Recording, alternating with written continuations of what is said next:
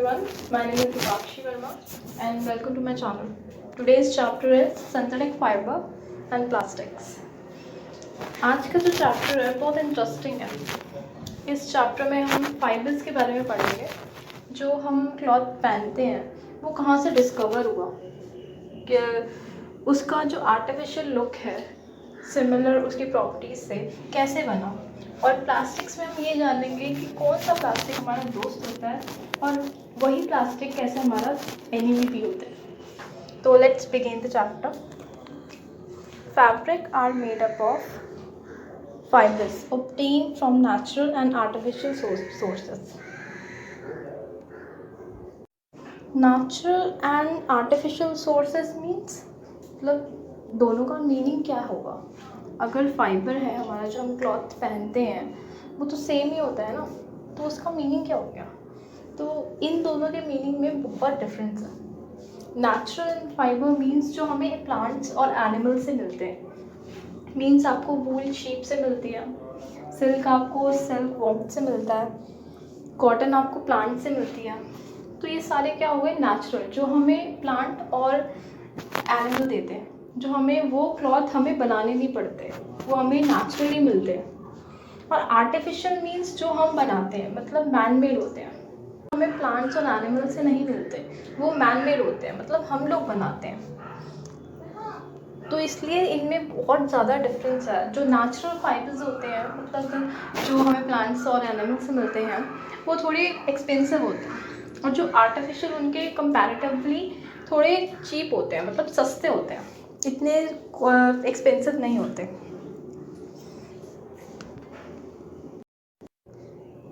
अब जो man made होते हैं सिंथेटिक फाइबर्स, वो कैसे बनते हैं, मतलब साइंटिस्ट उसे बनाते कैसे बने वो.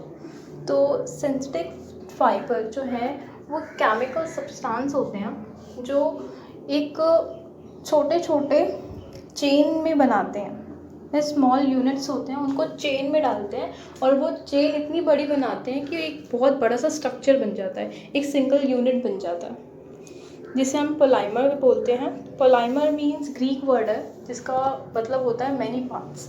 आपको फिगर में समझ आएगा. ये जैसे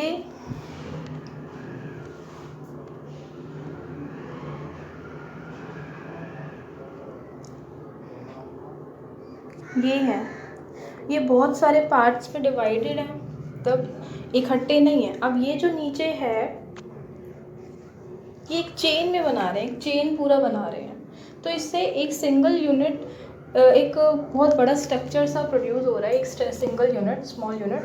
तो इतने छोटे छोटे यूनिट्स को मिला के ही तो बन रहा है, एक पूरी चेन बन रही है. तो इसको पॉलीमर बोलते हैं. तो इसी तरह से सिंथेटिक फाइबर बढ़ता बहुत बड़ा सा एक फाइबर बन जाता है, एक बहुत बड़ा सा क्लॉथ बन जाता है. Rayon, types of synthetic fibre. अब सिंथेटिक फाइबर क्यों बने और कैसे बने. जैसे कि आप जानते हो, जो नेचुरल चीज़ होगी, ओरिजिनल चीज़ होगी, वो ऑब्वियसली महंगी ज़रूर होगी, बहुत ज़्यादा एक्सपेंसिव होती है जो नेचुरल चीज़ें होती हैं. तो ऐसे ही एक सिल्क है जो कि हमें सिल्क वॉर्म से मिलता है, वो बहुत ज़्यादा एक्सपेंसिव है क्योंकि उसका टेक्सचर कलर का और इतना लस्ट्रस है, इतना शाइनी है उसका क्लॉथ कि बहुत एक्सपेंसिव होता है. उसको बहुत लोग अफोर्ड भी नहीं कर सकते. तो यही लोग साइंटिस्ट वगैरह ने देखा कि ये सिल्क जो क्लॉथ है वो बहुत ज़्यादा एक्सपेंसिव है, तो क्यों ना इसका आर्टिफिशियल ड्रॉ किया जाए, इसका आर्टिफिशियल बनाया जाए. तो इसलिए साइंटिस्ट ने देखा कि जब सिल्क इतना महंगा है तो क्यों ना उसका आर्टिफिशियल ड्रॉ किया जाए. रेयॉन की स्टोरी जानने से पहले वो कैसे बना, हम सिल्क की स्टोरी जानते हैं कि वो कैसे आया और कहाँ से डिस्कवर हुआ. सिल्क जो है 19th सेंचुरी से भी बहुत पहले चाइना में डिस्कवर हुआ था. ये बहुत एक्सपेंसिव था और चाइना इसी इतना अच्छा टेक्सचर था इसका कि चाइना इसको क्लोज रखता था कि डिस्कवर कहाँ से हुआ और कैसे हुआ. तो जितनी भी कंट्रीज़ है ना, उसको वो बेचता ज़रूर था, बाकी कंट्रीज़ को देता ज़रूर था, लेकिन वो अपने पैसों पे ही, वो ये नहीं बताना चाहता था कि ये कैसे बना, कैसे डिस्कवर हुआ, क्योंकि जितना अगर वो बता देता तो जितनी भी कंट्रीज़ उससे लेती थी सिल्क, वो अपना सिल्क बना देती। तो इसलिए इस सीक्रेट ही रखता था कि इस सिल्क कैसे प्रोड्यूस हुआ, उसको सीक्रेट ही रखता था। तो ऐसे ही साइंटिस्ट ने देखा कि सिल्क अगर इतना एक्सपेंसिव है तो क्यों ना उसका आर्टिफिशियल बनाया जाए। तो सिल्क का आर्टिफिशियल होता है रेयॉन। रेयॉन एक सिंथेटिक फाइबर है जो कि एकदम सिल्क जैसा दिखता है, उसका टेक्सचर, कलर, लस्ट्रस जो है, जितना शाइनी है वो, उसका काफ़ी हद तक आप देखोगे तो वो सिल्क जैसा ही होगा। तो रेयॉन जो है एक वुड पल्प से बना है। ये आप रेयॉन की पिक्चर देख सकते हो। ये एक्चुअली अगर आप असलियत में रेयॉन देखोगे तो काफ़ी हद तक वो सिल्क जैसा ही होगा। ये एटलीस्ट पिक्चर है तो उसको पिक्चर में आपको इतना क्लियर नहीं दिखेगा। अब रेयॉन ऐसे बना, कुछ वुड पल्प ली साइंटिस्ट ने, उसको वुड पल्प को उन्होंने आर्टिफिशियल सिल्क बनाया। नेचुरल सोर्स ज़रूर है वुड पल्प। अगर आप कहोगे कि वुड पल्प तो हमें पेड़ से मिला है और ये हो गया नेचुरल, तो आप इसको सिंथेटिक कैसे कह सकते हो, लेकिन ये सिंथेटिक ही है। वुड पल्प से ज़रूर मिला है ये, लेकिन इसे मैन मेड है, इसे इंसानों ने बनाया है, तो इसलिए इसको आर्टिफिशियल बोलेंगे, इसको सिंथेटिक फाइबर बोलेंगे, मैन मेड बोलेंगे। अब आप रेयॉन की काफ़ी चीज़ें देख सकते हो, बेडशीट आप देख सकते हो, कारपेट्स देख सकते हो, बहुत सारी चीज़ें हैं जो रेयॉन से बनती हैं। नायलॉन एक प्योर सिंथेटिक फाइबर है। नायलॉन जो है एक, जैसे आप रेयॉन में आपने देखा कि वुड पल्प को मिला के हुआ रेयॉन बना, जो कि एक नेचुरल चीज़ है, लेकिन नायलॉन जो है, नायलॉन, रेयॉन और लाइनॉन में थोड़ा सा कन्फ्यूज़न हो जाती है। नायलॉन जो है वो सिंथेटिक फाइबर इसलिए है क्योंकि वो पूरी तरह से एक मैन मेड है, वो ऐसी कोई चीज़ से नहीं बना जो नेचुरल नेचर से हमें दी गई है। एयर, वाटर और कोल, इन तीनों चीज़ों से नायलॉन बना है, तो इसलिए पूरी तरह से ये फुल्ली सिंथेटिक है। ये लॉन्ग होगा, इलास्टिक होगा, लाइट होगा, बहुत लाइट, कुछ हैवी नहीं है इसमें कोई, जैसे वुलन आप देखते हो बहुत हैवी सा लगता है ना पहनने में, लेकिन नायलॉन जो है बहुत लाइट क्लॉथ है, लस्ट्रस है। इसके टेंट हो सकते हैं, रोप, सॉक्स, टूथब्रश, बैग, कर्टेंस, बहुत सारी चीज़ें इससे बनाई जा सकती है। इसकी नायलॉन की जो थ्रेड है वो स्टील वायर से भी स्ट्रॉन्ग होती है। आप देखते हो जैसे रोप हो गई, रोप हम पैराशूट में ये यूज़ कर सकते हैं, या एक्चुअली यूज़ ही होती है वो, तो पैराशूट में कर सकते हैं, और अगर माउंटेन क्लाइंबिंग करनी हो तो उसमें भी रोप का बहुत यूज़ होता है। तो एक रोप हमारी पूरी बॉडी को हैंडल करती है। तो आप इमेजिन कर सकते हो कि ये रोप कितनी एक हैवी बॉडी को कंट्रोल कर सकती है, उसको हैंडल कर सकती है। पोलिएस्टर एंड आर्क्लिक, ये भी सिंथेटिक फाइबर होते हैं और दोनों ही सिंथेटिक हैं एक्चुअली।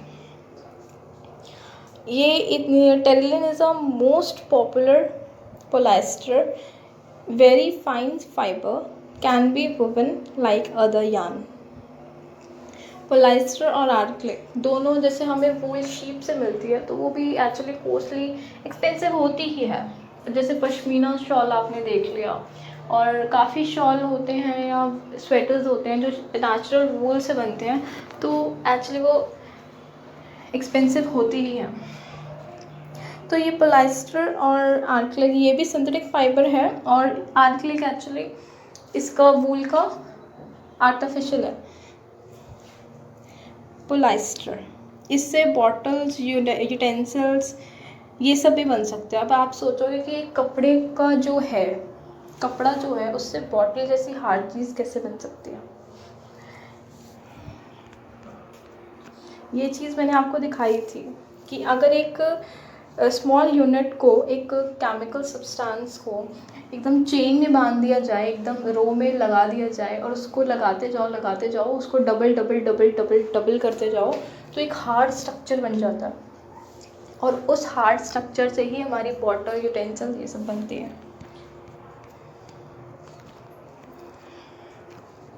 आर्कलिक जैसे sweater, shawls, blankets in winter, तो ये actually not made from natural wool. Acrylic जो है नेचुरल वूल से नहीं बनता, ये भी मैन मेड है। Disadvantage of synthetic fibre. अब सिंथेटिक फाइबर जो मैन मेड है उसकी कुछ खामियां भी होगी। वो ये है कि जब सिंथेटिक फाइबर हीटिंग में जाता है, हीट करते हैं हम उसे, तो वो बहुत जल्दी फायर कैच कर लेता है। अगर आप कोई भी सिंथेटिक फाइबर, एक्चुअली नायलॉन को आप अगर गैस के पास खड़े हो गए, कोई भी हीटिंग स्ट्रक्चर के पास खड़े होंगे, वो जल्दी से फायर कैच कर लेगा। तो एक एडवाइस भी है, तो कभी नायलॉन पहन के कभी गैस के पास या किसी आग के पास बिल्कुल ना जाए। जो भी सिंथेटिक फाइबर है वो जल्दी से कैच कर लेता है फायर को। सबसे ज़्यादा नायलॉन करते हैं क्योंकि वो फुल्ली सिंथेटिक है। तो नायलॉन को तो पहन के बिल्कुल ना जाए आग के पास, क्योंकि ये जब हीट फायर कैच करता है तो आपके जो कपड़े जो आपने पहने होते हैं वो आपकी बॉडी के साथ चिपक जाते हैं। उसको बहुत मुश्किल होती है उन कपड़ों को निकालने में। ओके, तो ये इसका डिसएडवांटेज था। अब आगे पढ़ेंगे। जो सिंथेटिक फाइबर होते हैं, जैसा कि मैंने आपको बताया था, एक्सपेंसिव नहीं होते, लेस एक्सपेंसिव होते हैं और बहुत इजीली मार्केट में मिल जाते हैं। आपको ऐसा नहीं कि बहुत इसको मशक्क़त करनी पड़ती है इसको पाने के लिए, ईज़िली मिल जाते हैं कहीं भी। प्लास्टिक जो है आधे हमारे दोस्त हैं और आधे हमारे एनिमी हैं। तो ये आगे पढ़ेंगे ये हमारे एनिमी कैसे हुए और हमारे दोस्त कैसे हुए। Plastic is also a polymer like synthetic fibre. Plastic जो है वो ऑब्वियसली अब पॉलीमर है, क्योंकि जैसा कि मैंने आपको उस चीज़ में बताया था, ये जो चेन बन रही है, अगर इसको डबल करते जाएंगे ना, इसी चेन को अगर डबल करते जाएंगे, ये हार्ड होता जाएगा और जैसे जैसे ये हार्ड होगा ना, वो प्लास्टिक बन जाएगा। जैसे कि आप बॉटल, यूटेंसिल बना सकते हो आराम से। All plastic do not have the same type of arrangement of unit. जैसा कि इस चेन में बता रहे हैं, इस जैसे ये चेन है,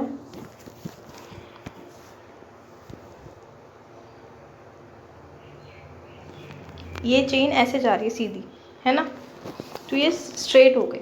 अब ये जो है, अभी मैं इसको चेन बना देती हूँ।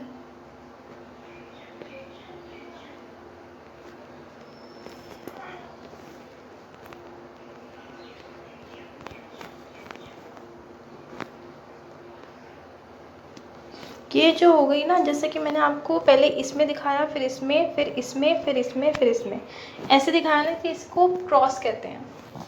ये जब चेन जो है जो क्रॉस में हो उसको क्रॉस कहते हैं।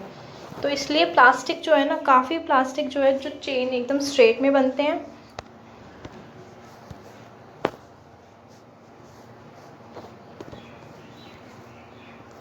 काफ़ी ऐसे बनते हैं स्ट्रेट में, और कोई ऐसे जिगजैग जू में क्रॉस में बन जाते हैं। प्लास्टिक है, जैसे कि मैंने आपको बताया, स्ट्रेट भी हो सकते हैं, क्रॉस लिंक भी हो सकते हैं। तो ऐसे ही ये किसी भी, जब इसको हीट की जाती है, प्लास्टिक को हीट किया जाता है, इसको फायर में रखा जाता है, तो ये कोई भी शेप ले लेते हैं। जैसे कि आप कुछ भी दे दो, आप यूटेंसिल का दे दो या बॉटल का दे दो, किसी भी शेप दे दो, ये शेप में ढल जाएंगे। Plastic can be recycled, reuse भी हो सकते हैं, रिसाइकल भी हो सकते हैं। Plastic deform easily on heating, can be bend easily, known as thermoplastic. जो प्लास्टिक बेंड हो जाए ईज़िली, मतलब बहुत पतले से प्लास्टिक हो ना, जैसे पॉलीथीन हो गई, पीवीसी हो गई, कोई भी प्लास्टिक जो ईज़िली बर्न हो जाए, बर्न होने पे कोई भी शेप ले लें, उसको कहते हैं थर्मोप्लास्टिक। जैसे कि आप इसमें देख रहे हो, जो ये चेयर है, बकेट है, ग्लास है, ये सारी क्या है, थर्मोप्लास्टिक है, क्योंकि ये ईज़िली बर्न हो जाएंगे। टॉयज़, कॉम, कंटेनर्स, ये सारे थर्मोप्लास्टिक के एग्जांपल्स हैं। There are some plastics which can be moulded once. जो एक कुछ प्लास्टिक्स ऐसे भी होते हैं जिन्हें हीट कर पाना और उसको रीशेप कर पाना बहुत ही ज़्यादा मुश्किल हो जाती है, वो होते ही नहीं है। कुछ कुछ तो होते ही नहीं है और कुछ कुछ हो जाते हैं, लेकिन उसको बहुत टाइम लगता है होने में। तो ऐसे प्लास्टिक्स को बोलते हैं थर्मोसेटिंग प्लास्टिक। जैसे Bakelite is a poor conductor of heat and electricity. आपने देखा होगा कि जो स्विचेस होते हैं, आपके घर में स्विच होंगे, वो होते हैं थर्मोसेटिंग प्लास्टिक। उनको वो हीट और इलेक्ट्रिसिटी दोनों, वैसे तो सारे प्लास्टिक होते हैं लेकिन हीट के भी पुअर है वो, तो बहुत मुश्किल से वो रीशेप होगा, बहुत मुश्किल से, उसको बहुत टाइम लगेगा उसको रीशेप होने में। जो मेलामाइन है वर्सटाइल मटेरियल होते हैं जो हीट को टॉलरेट कर सकते हैं। For example floor tiles, kitchen wares, जो आपके किचन में यूटेंसिल्स होते हैं बहुत से, जो भी किचन में होता है, और फ्लोर टाइल्स, जो आपके फ्लोर पे टाइल्स लगती हैं, वो मेलामाइंस होते हैं। Plastic as material of choice. Plastic is non reactive. जो मेटल्स होते हैं वो ज़्यादातर रस्ट हो जाते हैं, रस्टिंग हो जाती है उनके ऊपर। रस्टिंग मीन्स जैसे आप देखते हो किसी मेटल को या कुछ किसी भी रॉड को, पाइप को हमने खुले एयर में रख दिया, उस पर पानी गिर गया या बारिश हो गई और मॉइस्चर आ गया, ह्यूमिडिटी हो गई, तो एयर में रखे जाने से वो रस्टिंग हो जाती है, मतलब कुछ जंग जैसा कुछ लग जाता है ऑरेंज कलर का, आपने नॉर्मली देखा ही होगा। तो प्लास्टिक के साथ ऐसा नहीं होता। प्लास्टिक इजी टू हैंडल होते हैं, मतलब कहीं भी लेके जा सकते हैं उसको ईज़िली। मेटल में थोड़ा सा हार्ड होगा और उसको थोड़ा भारी भी होगा, तो प्लास्टिक ऐसा नहीं है। प्लास्टिक इजी होते हैं हैंडल करने में भी, और उसमें रस्टिंग जैसा कुछ नहीं होता, कोई कोरोड नहीं होती, कोई रस्टिंग कुछ नहीं होता। उसमें आप फूड भी रख सकते हैं प्लास्टिक में, कोई केमिकल्स। एक्चुअली लेबॉर्ट्री में आप अगर कभी जाओगे तो देखना, ज़्यादातर केमिकल्स जो होते हैं प्लास्टिक्स में रखे जाते हैं, मेटल्स वगैरह में वो रिएक्ट कर जाते हैं, जितने भी केमिकल्स होते हैं रिएक्ट कर जाते हैं। Plastic light, strong, durable, poor conductor. जो मेटल है वो गुड कंडक्टर है, मतलब इलेक्ट्रिसिटी पास हो सकती है उससे, तो हमें भी एक फॉर एग्जांपल हमें भी मेटल से लग सकती है करंट, तो हम कोई भी लंच बॉक्स होगा या कोई भी मेटल होगा, फूड कंटेनर, तो उससे हमें थोड़ा खतरा है। अगर आप कहीं जाते हो तो प्लास्टिक बेटर है मेटल से। Plastic and the environment. अब जितने भी आपने अभी पढ़ा तो प्लास्टिक आपको बहुत अच्छा लगा कि हाँ ये हमारा दोस्त जैसा है, कि तो हमें सब कुछ है इसमें, क्वालिटी बहुत अच्छी है, इजी टू हैंडल है, करोड नहीं होता, रस्टिंग नहीं होती। लेकिन इसमें कुछ ऐसी चीज़ें भी हैं जिससे ये हमारा एनिमी बन सकता है। ये डिकम्पोज नहीं होता जैसे कि आप देख रहे हो, ये थर्मोसेटिंग प्लास्टिक है और नीचे है थर्मोप्लास्टिक। जितने भी नेचुरल, जैसे आप मिट्टी में अगर किसी नेचुरल चीज़ को दबा दो, सब्जी को या सब्जी को छिलकों को, जो भी है पील्स को दबा दो, तो थोड़े दिन में आप देखोगे तो डिकम्पोज हो जाएगी, मतलब सड़ जाएगी। लेकिन प्लास्टिक के साथ ऐसा नहीं है, ये डिकम्पोज नहीं हो सकता।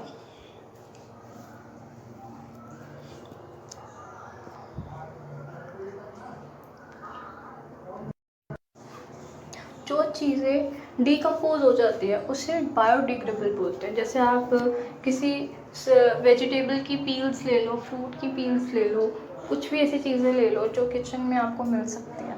लेकिन plastic and the environment, the material which can decompose. कुछ ऐसे मटेरियल्स होते हैं जो डिकम्पोज हो जाते हैं ईजिली। डिकम्पोज मीन्स जो कि अर्थ के अंदर अगर आप रखने से, एक एक्टिविटी द्वारा समझते हैं, आप किसी भी वेजिटेबल या फ्रूट के पील्स ले लो, उनके छिलके ले लो और उसको मिट्टी में दबा दो।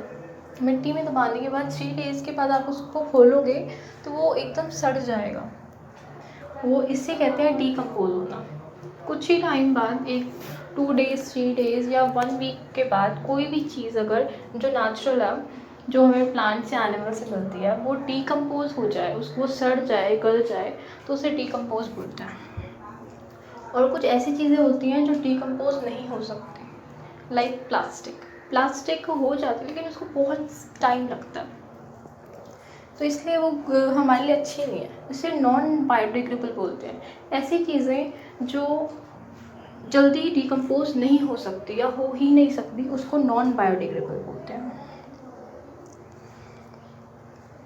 ये आप आर्टिकल थर्मोसेटिंग के कुछ एग्जांपल्स देख सकते हो और थर्मोप्लास्टिक के देख सकते हो। डिसएडवांटेजेस ऑफ प्लास्टिक्स, कुछ डिसएडवांटेजेस भी हैं प्लास्टिक के। जैसा कि मैंने आपको बताया था कि ये टेक सेवरल ईयर्स, बहुत टाइम लेते हैं डिकम्पोज होने में, और अगर इसको जला दो तो ये बहुत पोल्यूशन कॉज करते हैं, बहुत पोल्यूशन करते हैं। एनवायरनमेंट फ्रेंडली नहीं होते ये, इको फ्रेंडली नहीं होते ये, तो हमारे लिए एक्चुअली जब पॉल्यूशन करेंगे तो हमारे सांस लेने में भी दिक्कत होगी, ऑक्सीजन वगैरह। इसमें अगर ये जला दिया जाए, इसको बर्न कर दिया जाए, तो ये ऐसी गैसेस, ऐसे पार्टिकल्स प्रोड्यूस करते हैं अपने अंदर से प्लास्टिक, जो कि ह्यूमन बींग्स, एनिमल्स के लिए बहुत हार्म होती है। इससे बहुत सारी डिजीज़ भी हो सकती हैं, तो इसलिए हमारे लिए फ्रेंडली नहीं है। इस चीज़ में ये हमारा एनिमी है।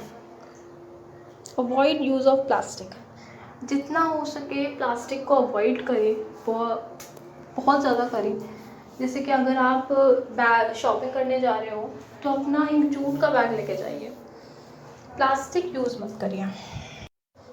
जो बायोडिग्रेडेबल वेस्ट है और नॉन बायोडिग्रेडेबल वेस्ट है उसको सेपरेट बॉक्सेस में रखिए। जो चीज़ें आप बायोडिग्रेडेबल अगर आपको लगती हैं कि ये सड़ जाती हैं, और उसको सेपरेट बॉक्सेस में रखिए, जैसे ब्लू ग्रीन बॉक्सेस हो गए वैसे। It is recycled plastic waste. Most of the thermoplastic can be recycled. जो थर्मोप्लास्टिक है, मैंने आपको पहले भी बताया था, थर्मोप्लास्टिक जो है वो ईज़िली रीशेप हो जाते हैं और जल्दी ही बर्न हो जाते हैं, तो इसलिए इसको रिसाइकल ही हो सकते हैं। इसको प्लीज़ रिसाइकल करिए, और please reduce, reuse, recycle, recover, in 4 principles को प्लीज़ फॉलो करिए। अगर आपको पता है, ये जो पॉलीथीन हम यूज़ करते हैं, ये हम कोई भी हमारा वेस्ट होता है, जैसे फ्रूट्स के पील हो गए, कोई भी वेजिटेबल या फ्रूट्स के पील हो गए, हमने उसको एक पॉलीथीन में भरा, उसको बांध के ऐसे फेंक दिया, तो इसमें जो एनिमल्स होते हैं, जैसे काऊ हो गई, फॉर एग्जांपल काऊ हो गई, ये उनको मुंह से फाड़ते हैं, उनको खा लेते हैं। एक्चुअली एनिमल है ऑब्वियसली, तो पता तो होगा नहीं, तो हम तो ह्यूमन बीइंग है, लेकिन हमें भी पता नहीं होता।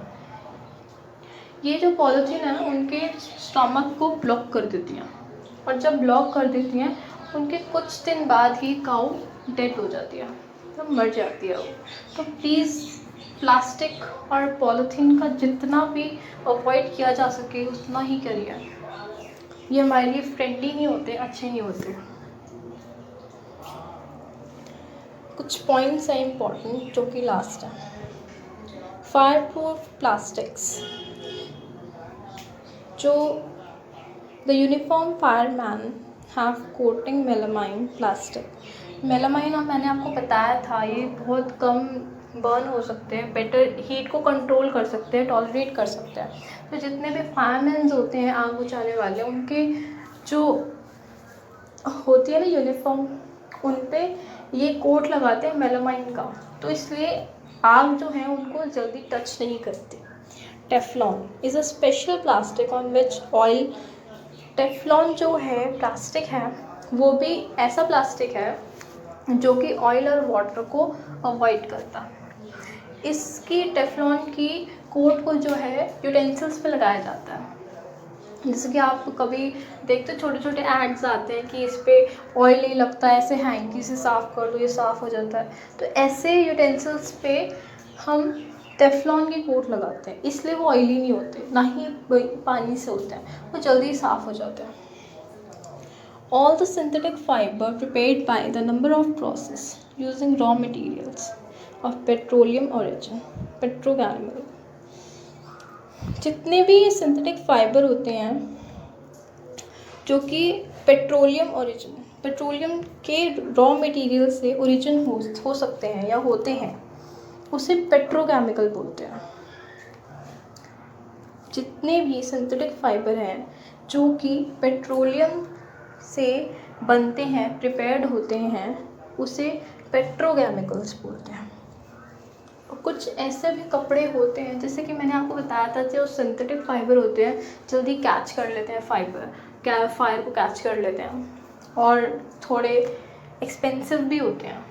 तो जितने भी साइंटिस्ट हैं उन्होंने कुछ ऐसे कपड़े बनाए जो कि दोनों की क्वालिटी और प्रॉपर्टीज़ को मिक्स मैच कर सके। Mix match means polycot, poly means polyester and cot means cotton. अगर इन दोनों दो क्लॉथ हैं, एक पॉलिएस्टर है और एक कॉटन है, दोनों को अगर हमने मिक्स कर दिया तो जो कपड़ा बना उसे हम कहते हैं पॉलीकॉट। और उस कपड़े में आधी प्रॉपर्टीज़ पॉलिएस्टर की होगी और आधी प्रॉपर्टीज़ कॉटन की होगी, ठीक है। तो ऐसे ही पॉली वूल, आधा वूल और आधा पॉलिएस्टर, मतलब सिंथेटिक फाइबर और नेचुरल दोनों है इसमें। टेरिकॉट, ये भी टेरिकॉटा है और कॉटन है। तो ऐसे बहुत सारे क्लॉथ हैं जो कि मिक्स मैच करके बनाते हैं। Are made up of mixing two types of fibre, polycot mixture of polyester and cotton. मैं आपको यहाँ पे पिक्चर्स दिखा देती हूँ। ये जो आप पिक्चर देख रहे हो ये पॉलीकॉट के कपड़े हैं, ये पॉलीकॉट का क्लॉथ है। तो आधी प्रॉपर्टीज़ आप देख सकते हो इसमें, वैसे आप देख नहीं सकते, आधी प्रॉपर्टीज़ इसमें पॉलिएस्टर की होगी और आधी कॉटन की होगी। तो इसी के साथ हमारा चैप्टर एंड होता है। प्लीज़ ऐसी ही वीडियोस के लिए मुझे सब्सक्राइब करें, लाइक करें और शेयर करें प्लीज़। Thank you.